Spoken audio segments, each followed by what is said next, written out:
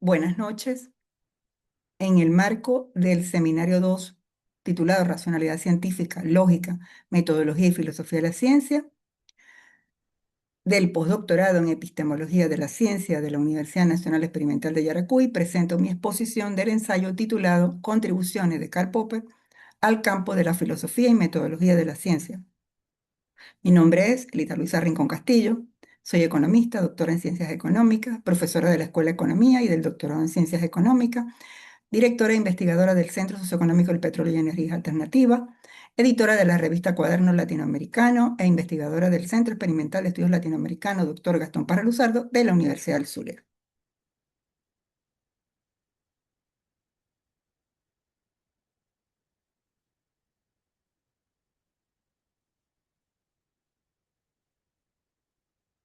El contenido de la presente exposición, Contribuciones de Karl Popper al campo de la filosofía y metodología de la ciencia, está compuesta de una breve introducción, las contribuciones, en primer lugar, filosóficas de Popper, sus principales etapas; en segundo lugar, las limitaciones de la concepción heredada, las críticas que hizo Popper; y en tercer lugar, el racionalismo crítico y la cuestión del fundamento de Popper; conclusiones y al final la referencia bibliográfica. Es importante destacar en esta breve entrada la obra de Karl Popper, Revisión de su legado, de Wenceslao González. Introducción. La vida de una persona puede en ocasiones narrar la vida de todo un siglo.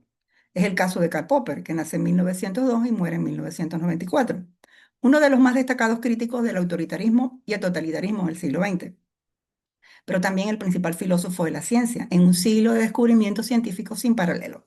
Popper nació y se formó en Viena. En 1937, la tensión política que se vivía en Austria le impulsó a emigrar a Nueva Zelanda, donde enseñó filosofía hasta que en 1945 fue llamado por la Escuela de Economía en Londres para ser profesor de lógica y metodología científica. En dicha institución enseñó hasta su retiro y en Inglaterra vivió hasta su muerte. En este sentido, la filosofía de la ciencia de Popper es su trabajo central.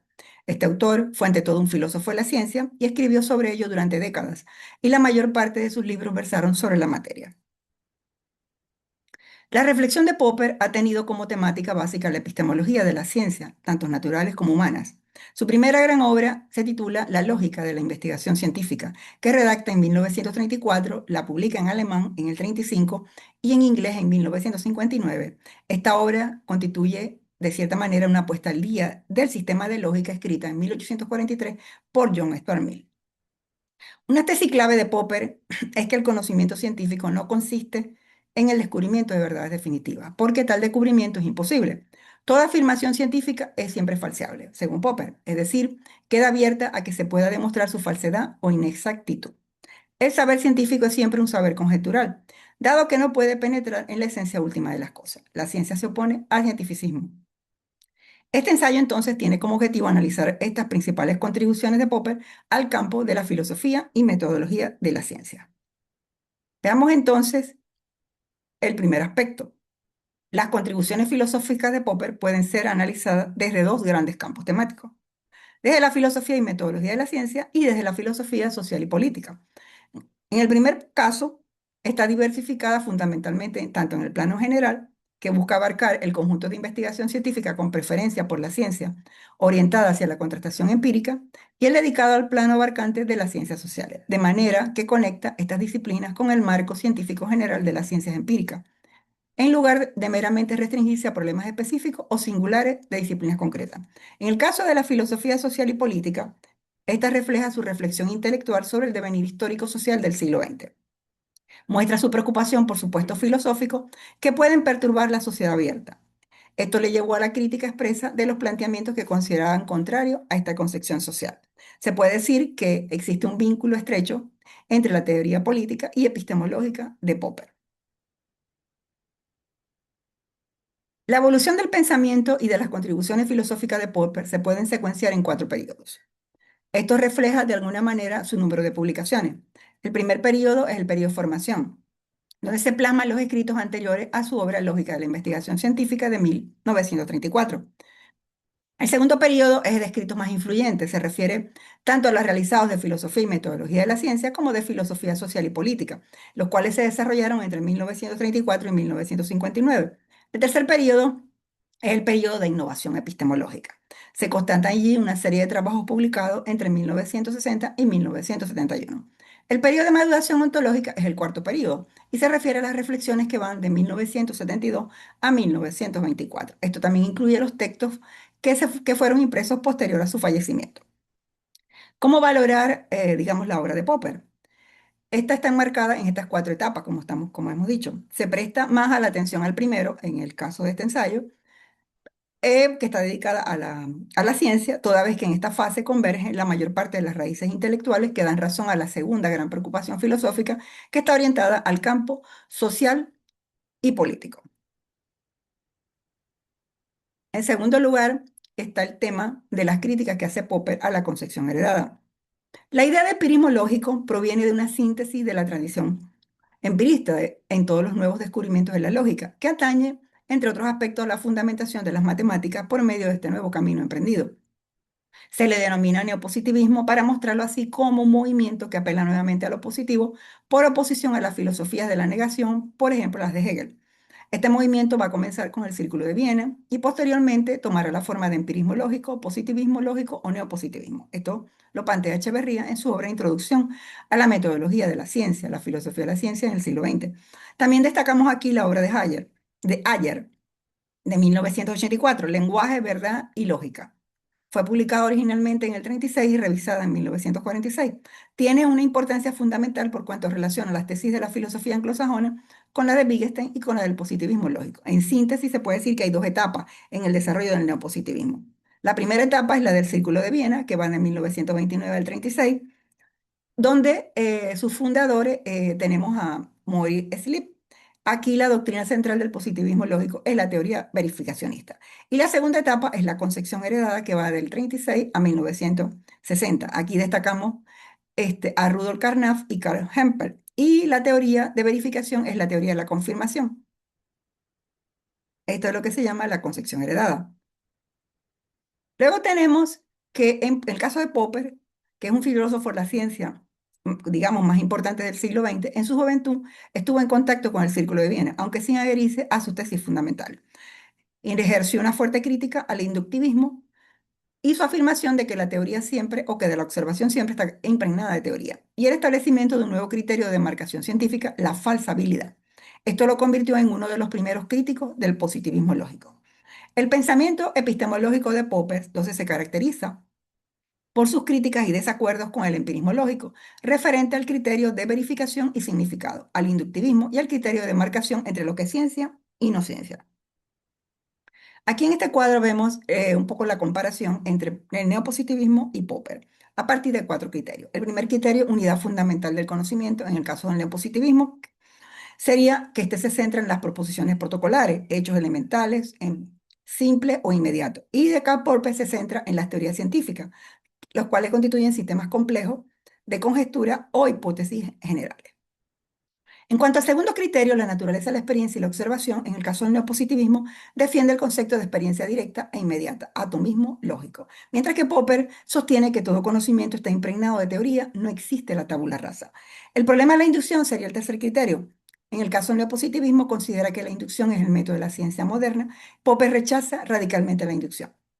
Para él, la metodología científica es esencialmente deductiva. Y el criterio de demarcación para saber lo que es ciencia de no ciencia, en el caso del neopositivismo, utiliza el criterio de verificación o confirmación basado en la significatividad empírica y el método inductivo, mientras que Popper propone la falsabilidad como método, como criterio de demarcación alternativo. Para Popper, una teoría científica sí puede ser refutable empíricamente o por contradicción interna, aprovechando la simetría entre verificar y falsar. En tercer lugar, veamos en el caso de Popper cuáles son sus aportes fundamentales.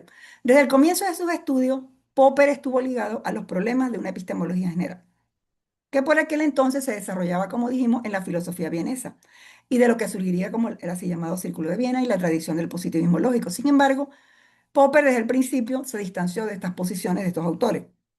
Ya en su primera obra, La lógica de la investigación científica, a pesar de que fue publicada en la serie de publicaciones del Círculo de Viena, se distancia de ello a partir de una crítica que situará su pensamiento en un desarrollo divergente, cuando no en abierta confrontación con los promotores del positivismo lógico. Voladera sostiene, por ejemplo, que Popper es el más creativo e influyente de la corriente del pensamiento epistemológico denominada racionalismo crítico. Popper definió el racionalismo crítico en su libro Conjetura y Refutaciones, el desarrollo del conocimiento científico, el cual fue publicado en inglés en 1965, señalando que la búsqueda de la verdad obliga a la detección y eliminación de errores, y a la pregunta sobre cómo se puede llevar a cabo esta tarea. Destaca que solo puede ser criticando nuestras propias teorías y presunciones. Asimismo, para Popper, en su obra Mito del Marco Común, en defensa de la ciencia y la racionalidad, sostiene que la ortodoxia es la muerte del conocimiento, pues el aumento del conocimiento depende por entero de la existencia del desacuerdo. Según Regma, Popper defendía la unidad del método en todas las disciplinas y una visión naturalista que rechaza cualquier diferencia ostensible entre ciencias sociales y ciencias naturales. Pero, mientras que el método científico en las ciencias naturales es revolucionario, porque la crítica induce a cambios importantes, Popper más bien aconseja que los científicos sociales recomienden pequeños ajustes a la política social y su ingeniería gradualista. Esto lo plantea en su obra Búsqueda sin término, que sería la autobiografía intelectual de Popper. En conclusión, las contribuciones de Popper representan uno de los puntos de inflexión más significativos en la historia de la epistemología contemporánea. Al desplazar el centro de gravedad del análisis filosófico desde las proposiciones elementales hacia las grandes teorías científicas, demostró que el conocimiento humano no se construye a partir de una supuesta tabla rasa, sino que toda observación se encuentra inevitablemente impregnada de teoría. Esta premisa rompió con los dogmas del empirismo lógico y permitió rediseñar la comprensión de cómo la ciencia se relaciona con la realidad empírica. Asimismo, la introducción de la falsabilidad como criterio de marcación resolvió de manera brillante el problema de distinguir entre ciencia genuina y especulación metafísica o pseudocientífica.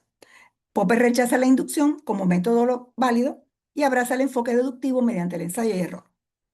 Entonces Popper dotó a la investigación científica de un dinamismo esencial, donde la refutación y el desacuerdo no representan fallas fatales, sino más bien son motores principales del progreso intelectual y la búsqueda constante de la verdad. En conclusión, el racionalismo crítico de Popper trasciende el estricto dominio de la metodología científica y se proyecta como una valiosa filosofía de acción social y política. Su defensa de la falibilidad humana promueve una actitud de profunda tolerancia, prudencia institucional y rechazo absoluto al dogmatismo autoritario.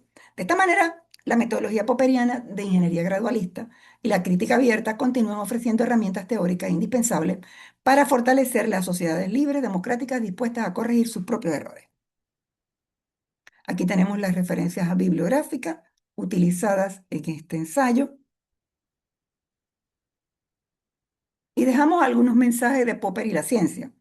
Para Popper, la ciencia avanza por conjeturas. Las teorías deben ser refutables, no se verifica sino se pone a prueba y el error impulsa el conocimiento. Muchas gracias por su atención. Buenas noches.